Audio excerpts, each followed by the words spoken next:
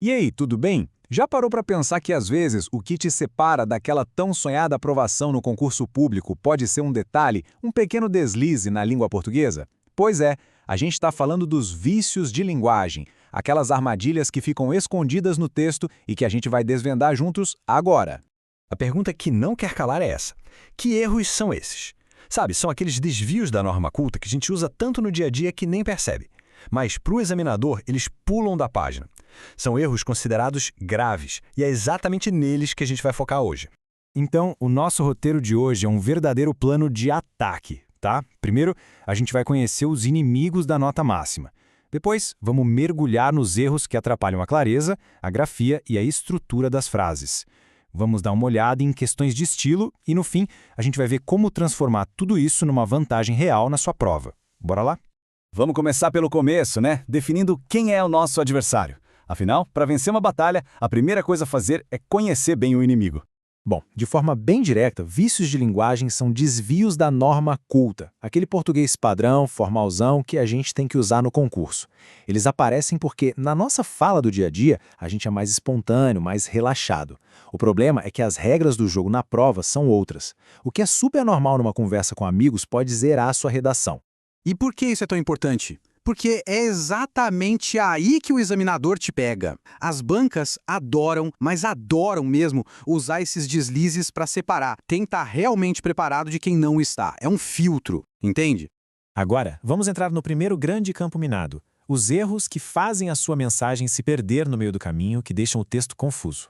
O campeão de audiência aqui é a ambiguidade, que tem o nome chique de anfibologia. Dá uma olhada nesse exemplo da tirinha. A placa diz: vendo o pôr do sol.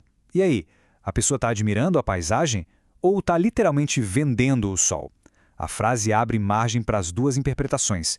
Isso acontece porque o gerúndio do verbo ver é igualzinho ao do verbo vender. É uma pegadinha clássica da nossa língua.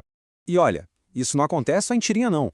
Olha como a ambiguidade pode ser fatal numa redação. O chefe discutiu com o empregado e estragou o seu dia. O dia de quem? Do chefe ou do empregado? Fica no ar. A mesma coisa nos outros exemplos. Uma frase ambígua mostra falta de precisão e isso, para um examinador, é um prato cheio para tirar ponto. Tem que reescrever sempre. Beleza, passamos da clareza. Agora vamos para os erros de grafia e pronúncia. Aqui meu amigo o diabo mora nos detalhes. O principal vício dessa categoria é o tal do barbarismo. O nome já diz tudo, né? É cometer uma barbaridade com o português. É errar a palavra na sua essência, seja escrevendo errado, pronunciando errado ou até usando com o significado que não é o dela. Vamos dar uma olhada nos tipos mais comuns. Tem o barbarismo gráfico, que é o erro de escrita, tipo proeza com S, quando certo é proeza com Z. Tem o prosódico, que é errar a sílaba tônica, o jeito de falar. Muita gente fala rúbrica, mas o correto é rubrica.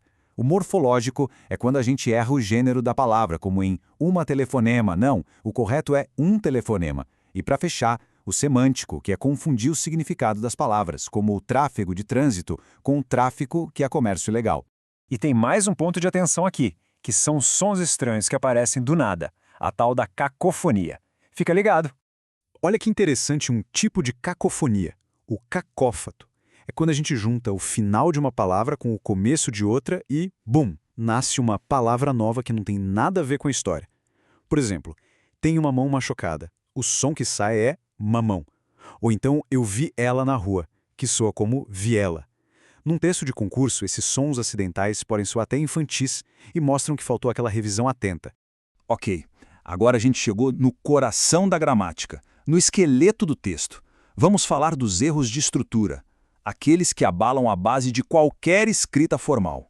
O nome desse vício é solecismo. O nome é feio, mas a ideia é simples. São erros na organização da frase, na sintaxe. A gente vai ver os três tipos principais: erros de colocação de pronome, de concordância e de regência.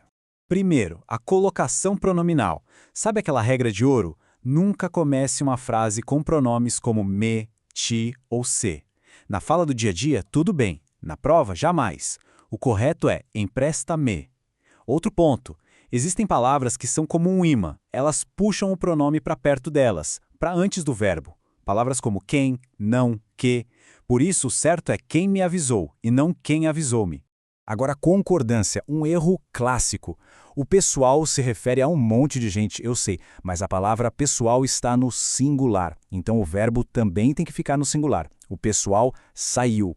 Outro que derruba muita gente, o verbo fazer, quando indica tempo que passou. Ele não vai para o plural, fica sempre no singular. É faz 2 anos, faz 10 anos, faz 1000 anos. E para fechar essa parte, a regência. Pensa na regência como as pontes que conectam as palavras. Se você usa a preposição errada, a ponte desaba. É o que acontece quando a gente diz cheguei na escola. O verbo chegar pede a preposição a. Quem chega, chega a algum lugar. Então, o correto é cheguei à escola. A mesma coisa com assistir ao show. A regência correta constrói as pontes certas no seu texto. Ufa! Já vimos muita coisa, né? Agora vamos para a parte do refinamento, do polimento. Vamos falar dos vícios que acabam com o estilo e a boa escolha de palavras. Vamos lá, um por um. Primeiro, fuja do pleonasmo, aquela repetição óbvia, tipo subir para cima. Ou então, há 2 anos atrás. Se tem o verbo haver, já indica passado, não precisa do atrás. Segundo, evite o arcaísmo, que é usar palavras que já saíram de moda, como vosmecê no lugar de você, soa forçado. Terceiro, maneira no estrangeirismo. Use palavras de outras línguas só se for muito necessário. E por último, cuidado com o preciosismo, que é tentar ser tão chique, tão difícil que ninguém entende o que você quer dizer. Clareza é tudo. Beleza, vimos um monte de erro, um monte de detalhe, mas e aí? Como é que a gente transforma esse conhecimento todo em ponto na prova, em vantagem de verdade? O pulo do gato é esse aqui. Não se trata só de não errar, se trata de mostrar para o examinador que você tem um domínio da língua acima da média. É um sinal de preparo, de atenção aos detalhes, de competência. É isso que te coloca na frente de um monte de gente. E vale lembrar, né? Essa habilidade vai muito além da prova do concurso. Uma comunicação que é clara, que é correta, que é precisa, isso é a marca de um excelente profissional em qualquer área. O concurso é só o primeiro lugar em que isso vai fazer diferença na sua vida. E para a gente fechar, fica aqui uma reflexão. Depois de tudo isso que a gente viu, qual desses vícios você acha que precisa atacar primeiro nos seus textos, na sua fala? Reconhecer o próprio ponto fraco é o primeiro e mais importante passo para chegar na escrita perfeita que vai garantir a sua aprovação. Pensa nisso.